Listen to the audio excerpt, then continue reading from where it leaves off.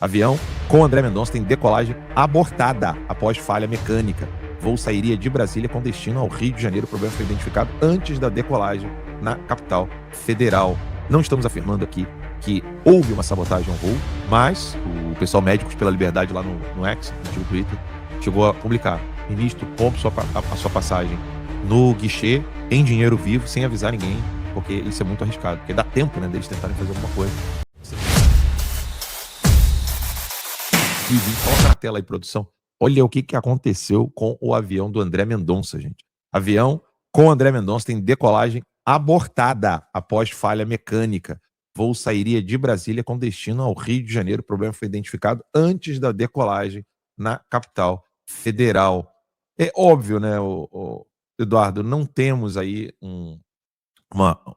nenhum indício de que essa falha, que tem várias aeronaves, a gente não sabe se houve algum tipo de sabotagem. Entretanto, porém, todavia, contudo, é extremamente estranho num país onde Teori Zavascki morre de acidente de avião exatamente quando ele nega, 3 meses depois, né, que ele negou o pedido do José Dirceu, ou seja, ele homologou tudo que poderia arruinar a vida do José Dirceu, e o avião dele cai, e o que poderia ser uma bomba atômica em Brasília. Daniel Vocaro vira a bomba atômica 2.0 e pode colocar todo o problema do PT e de todo o centrão, nada da direita, né? Ou seja, você vai ter ali o centrão, aquele centrão que inclusive alguns se aproximavam do Bolsonaro, como é o caso do Ciro Gomes.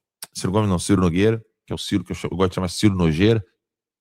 O caso do Ciro Nogueira e outros do centrão não tem nada de direita. Esse escândalo ele aponta único e exclusivamente para o centrão e para a esquerda, e vários nomes podem aparecer, inclusive de ministros do STF. Ontem nós comentamos aqui a possibilidade do Toffoli pedir para sair a mando do Lula.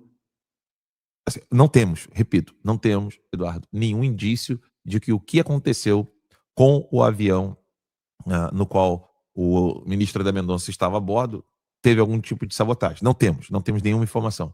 Entretanto, repito, nós sabemos muito bem que algo muito cruel, ruim pode acontecer com André Mendonça, e levantou o alerta de todo mundo. Não dá para ignorar, né? Sim, Alan, até levanta a suspeita porque no histórico do nosso país a gente sabe muito bem que essas coincidências, entre aspas, com ressalva, né, só acontece com personagens que estão contra o sistema. Eu nunca vi ninguém do sistema verdadeiramente sofrer um acidente. Primeiro que a própria acepção, né, da palavra acidente, ela está vinculada, ela está vinculada com algo que não é previsto, uma circunstância além, né, além do alcance humano. Então é um acidente, isso não tem como prever. Agora, quando ocorrem esses desfechos, coincidência que eu nunca vi ninguém da esquerda sofrer, você fica ressabiado. Obviamente, seria leviano da nossa parte categorizar, afirmar categoricamente que tem alguém envolvido, né, na sabotagem de um avião comercial da Latam, por exemplo. Entretanto, né, com todo esse contexto que a gente sabe como é a atuação das facções e de todo o contexto que envolve o sistema e o que está para ser revelado, o que está em jogo que possa ser revelado, que envolve muita gente poderosa, a gente naturalmente fica ressabiado.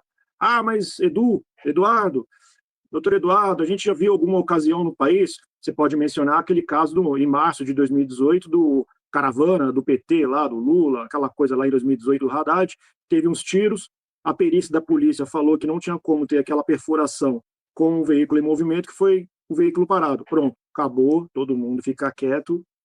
A gente, claramente, a gente sabe, foi alegado pela caravana do PT que o tiro foi em movimento. A perícia da Polícia Civil concluiu que, para ser aquela perfuração, teria que ser com o veículo parado. Então, aí não, abafaram, fica por isso mesmo. Por tudo isso que a gente sabe, essa história do país, Alan, a gente fica naturalmente ressabiado, não é nenhuma teoria da conspiração. Qualquer pessoa racionalmente que goza das suas faculdades mentais, a gente sabe muito bem que liga mais um é igual a 2, então você liga uma pessoa que está no enfrentamento. Quantos juízes de primeira vara pelo país dormem, às vezes, na própria comarca, no fórum, por causa de atentado, ameaça, quando eles dão um desfavorável a um grupo. Imagina um ministro do STF que está em cargo da sua responsabilidade de dar todos os despachos que vão, né, descobrir, vamos colocar assim, todos os envolvidos no núcleo do poder da República. naturalmente a gente fica ressabiado. Não fala, né? As pessoas não falam Pera, que eu esqueci de mudar aqui, que eu tô fazendo tudo sozinho aqui. As pessoas não falam muito com relação a isso que você acabou de mencionar, Eduardo. Que o juiz da comarca, ou seja, um juiz ali, de uma cidadezinha, que está combatendo o narcotráfico local, às vezes ele tem que dormir num local que não pode ser residencial, ou seja, não pode ser a casa dele, porque os criminosos não têm mais nenhum medo. Eles vão mesmo na casa do juiz e do desembargador. Esses dias nós colocamos aqui uma interceptação da Polícia Federal pegando áudios do Fernandinho Beiramar, ensinando ao pessoal do PCC o que ele aprendeu com as Farc, que era para poder matar parentes e pessoas próximas aos desembargadores, para poder obter uma maior liberdade dentro dos presídios. Ou seja, sabendo como atuar dentro do sistema. Ou seja, eles não querem nem atacar os policiais ou aqueles que estão trabalhando na penitenciária. Eles vão direto no juiz para já obter aquele aval que vai todo mundo aceitar, porque o Brasil tem uma reverência insana com relação à burocracia. Se está no papel, mesmo que seja desumano, tem que aceitar, porque é assim que manda a lei. E aí o juiz vai lá, decide, acabou. Então, se isso acontece com um juiz numa comarca, imagine com o ministro do STF. Se ele não deve receber algum tipo de ameaça quando faz alguma coisa certa. Aconteceu com o Teori Zavascki, e muita gente já estava falando, cuidado, não pegue voo particular, nem voo da FAB, e aí ele está andando de voo comercial, mesmo assim não for suficiente. É algo que a gente precisa fazer um highlight, né? A gente precisa sublinhar isso aqui para nossa audiência. Não estamos afirmando aqui que houve uma sabotagem ao voo, mas alguém colocou aqui no chat, eu adoro essa nossa audiência inteligentíssima. Eu considero a melhor audiência que existe na internet. Aqui ninguém passa em branco. Qualquer pessoa que falar um ai aqui vai ser corrigido pela nossa própria audiência. Eu ia mencionar o fato de que alguém já tinha falado várias vezes, né?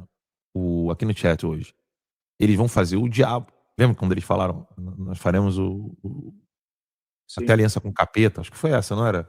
Não tinha uma frase dessa? Nós faremos aliança até com o diabo. E eles fizeram. Infelizmente, eles fizeram várias vezes. Então, não é exagero da nossa parte, não é sensacionalismo dizer que a vida do ministro André Mendonça corre risco. Sim, ele corre esse risco e ele tem que tomar cuidado.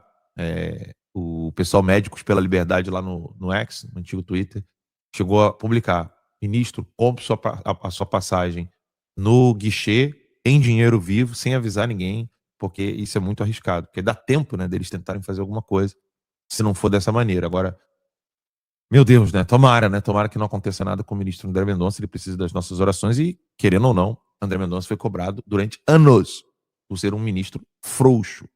E dessa vez ele está sendo um ministro corajoso e está colocando a vida em risco.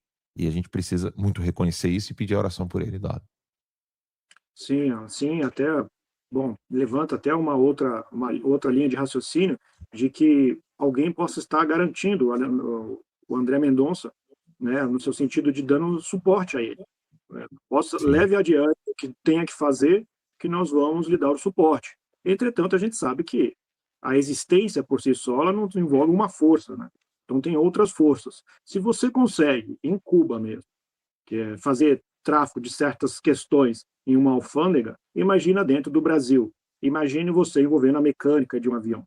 Pode ser, eu não estou afirmando nada, eu estou só concatenando uma possibilidade dentro do contexto de que a gente fica precavido, já que a gente sabe como é a atuação de facções criminosas. É esse o ponto central.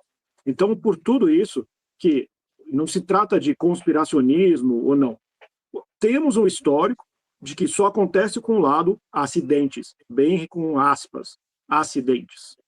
Com o outro lado não acontece nada. Com o outro lado, a gente sabe que tem uma prática íntima com o crime, seja o assassinato, a facada no Bolsonaro. Isso que o presidente Eu ia Bolsonaro... mencionar isso agora. A própria tentativa de assassinato do Bolsonaro é um caso típico desse, né? É a causa, né? É a causa. A causalidade do que o Bolsonaro está passando por agora foi, né? A causa foi a facada. Caso contrário, ele teria o abdômen. Vocês devem se lembrar ele como deputado Jair Bolsonaro, quando ele ia no Super Pop, aquela situação, ele era uma pessoa magra, com seus 55 anos de idade, uma pessoa que corria na Barra da Tijuca, fazia exercício físico, flexão, barra e etc. Ele se formou, né, na escola do Exército, a Escola de Educação Física do Exército. Então, ele já tinha esse histórico de atleta, até zombaram dele na pandemia. Isso foi interrompido porque qualquer pessoa, dependendo do contexto do condicionamento da pessoa, a pessoa faleceria com a famosa peixeira daquela na barriga, que alguns ficam debochando, falando da fakeada, ou bucho furado, né? Porque o bucho furado ainda você confirma que houve atentado e você está debochando de uma pessoa que sofreu um atentado, é pior ainda. Então, de todo esse contexto, sabe que quem tem forma íntima com a prática do crime, seja com narcotráfico, seja com sequestro, atentado à bomba, a gente pode falar aqui do Achille Lolo, né, envolvendo um dos fundadores do PSOL, a gente pode falar do Cesare Battisti, que depois ele confessou e pegou muita gente desavisada de surpresa quando ele chegou na Itália. Então a gente sabe quem tem por intimidade ideológica a prática de certos delitos, porque não tem o freio moral de apreço à vida. É natural que você fique ressabiado e precavido com relação a isso, envolvendo aquelas pessoas que estão combatendo qualquer sistema que envolve criminalidade.